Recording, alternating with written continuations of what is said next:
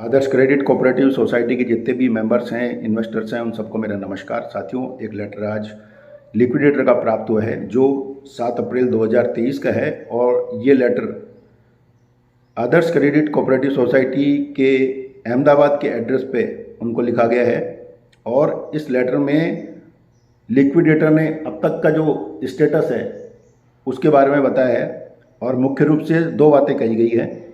एक बात जो सबसे इम्पोर्टेंट और जो हमारे फेवर की है, सबके फेवर की है, वो ये कि उन्होंने इस मामले को सुलझाने के लिए हाई पावर कमेटी कॉन्स्टिट्यूट करने के लिए सेंट्रल गवर्नमेंट को लिखा है। और दूसरी बात ये कि अलग अलग कोर्ट्स ने जो ऑर्डर पास किए हैं, उन ऑर्डर्स को पास होने के बाद जो लेटर, जो आदेश लिक्विडेटर को मिले हैं, उनके बाद उन्होंने क्या क्या स्टेप्स लिए हैं ये लिखा है।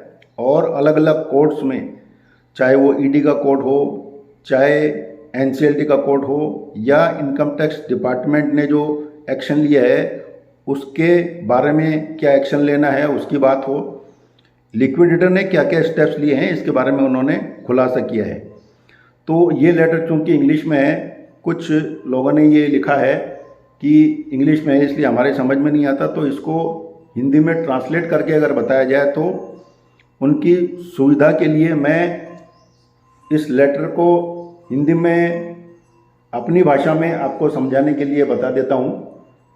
देखिए, लेटर है 7 अप्रैल 2023 का और ऊपर लिखा है status appraisal of Adarsh credit cooperative society limited, यानी इसका क्या स्टेटस है इसके बारे में लिखा है। उसके बाद में लिखा है to all depositors, members and stake holders. ये एड्रेस किया है जितने भी डिपॉजिटर्स हैं, जो मेंबर्स हैं, स्टेक होल्डर्स हैं।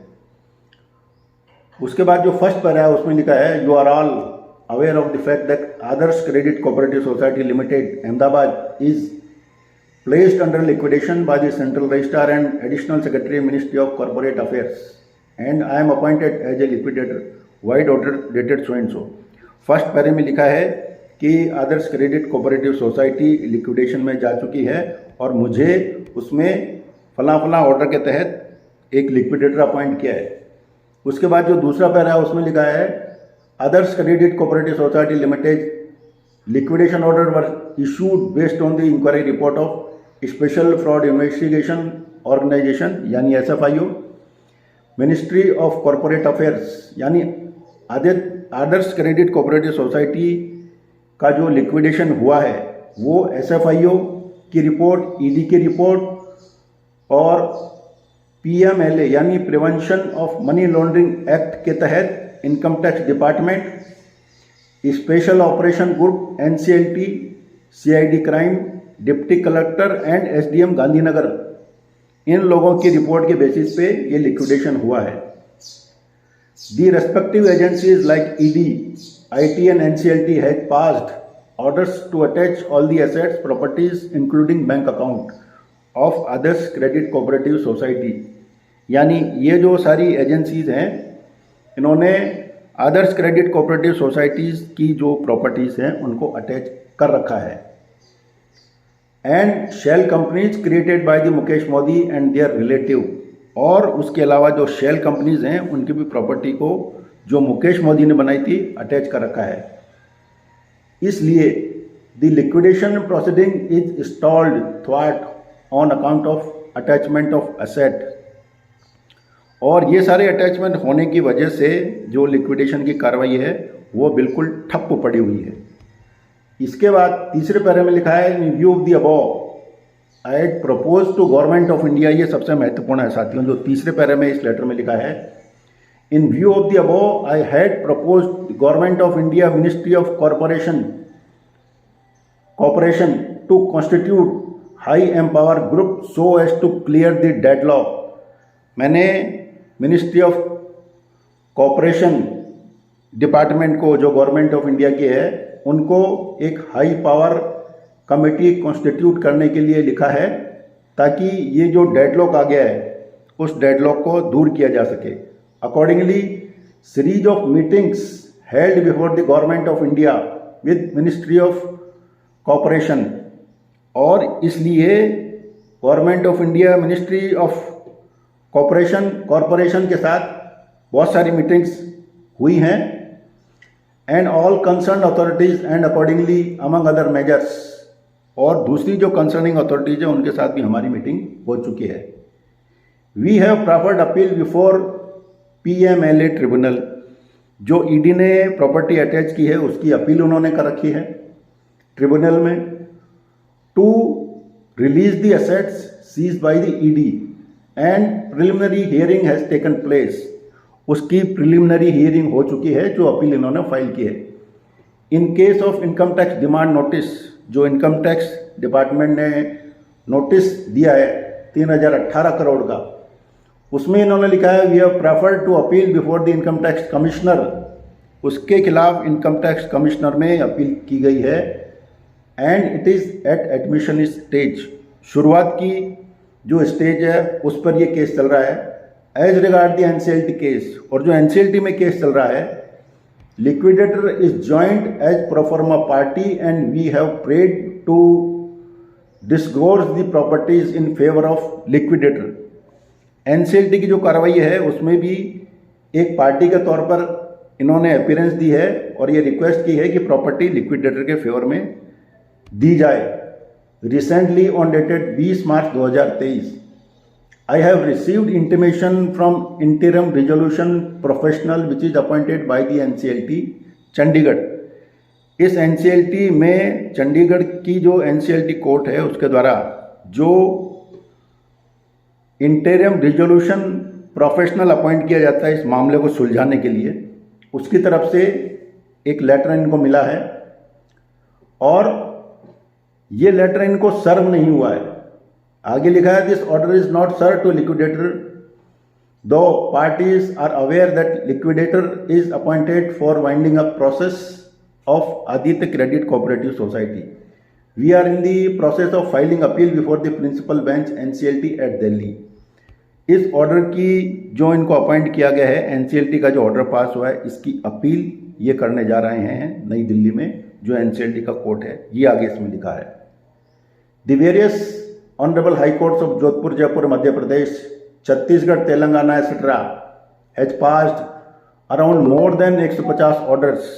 आगे इन्होंने लिखा है कि जो अलग अलग कोर्ट्स हैं उन सब कोर्ट्स के कुल मिला के 150 ऑर्डर से ज़्यादा पास हो चुके हैं to settle the claim within 90 days. 90 days में क्लेम डिसाइड करने का as per governing rules and in some cases contempt petition file, और कुछ केसेस में कंटेम्प्ट पिटिशन भी फाइल की जा चुकी है।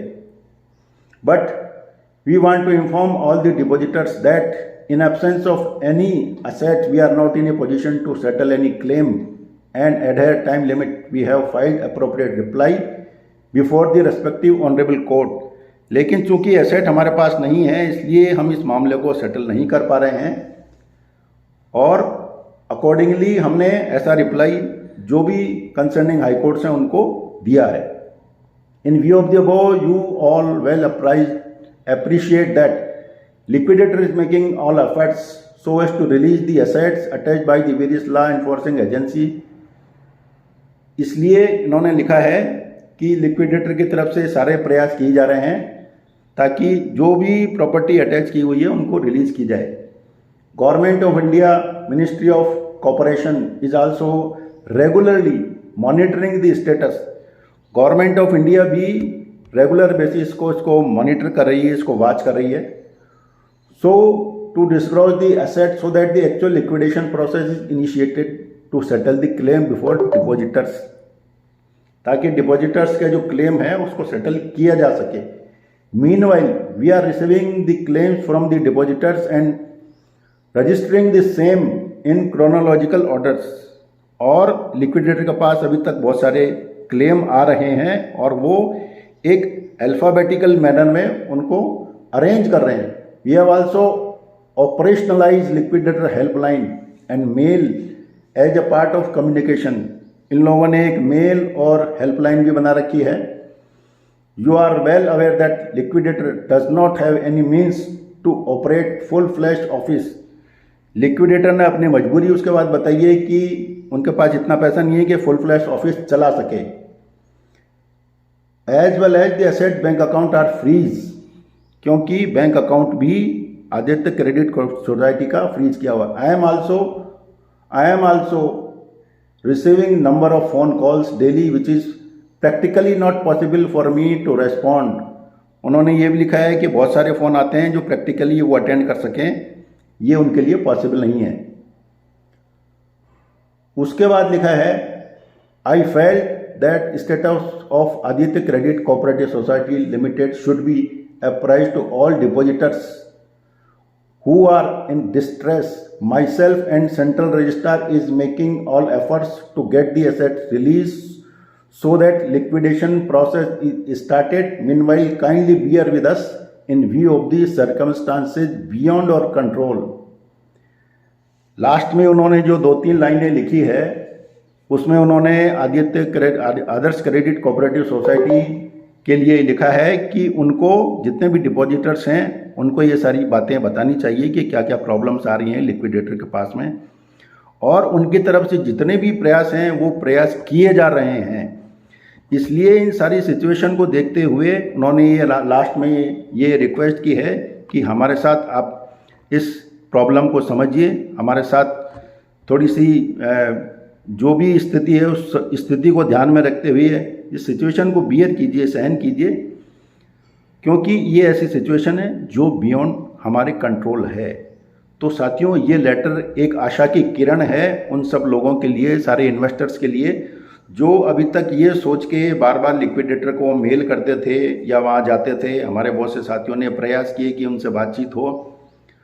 उन सारी बातों का सार लिक्विडेटर ने ये 2 पेज का जो लेटर निकाला है उस लेटर में लिख दिया है, और मुख्य रूप से ये कोशिश की है कि अब तक ऐसा नहीं है कि लिक्विडेटर ने कोई कार्रवाई नहीं की है, वो लगातार कार्रवाई कर रहे हैं, और उस कार्रवाई का ही नतीजा है कि हाई पावर कमेटी के लिए उन्होंने रिकमेंड किया है गवर्नमेंट ऑफ इंडिया को।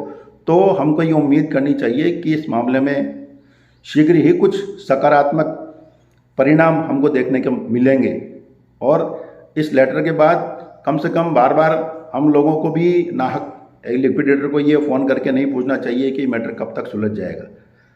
जो भी स्थिति है वो उन्होंने ब्रीफ में बता दी है। तो आई होप कि कम से कम इतनी सांत्वना हम सब लोगों को मिल जानी चाहिए कि लिक्विडेटर क्या कर रहा है, किस स्टेज पे है, और क्या आगे कार्रवाई होगी, इसका कुछ परिणाम मिलेगा नहीं मिलेगा, इस बारे में हमको थोड़ी आश्वासन इस लेटर के द्वारा लिक्विडेटर ने दी है। हम उम्मीद करते हैं कि शीघ्र ही कोई अच्छा परिणाम निकलेगा, अच्छे समाचार सुनने को मिलेंगे और हमारे फेवर में कोई भी ऑर्डर पास होगा।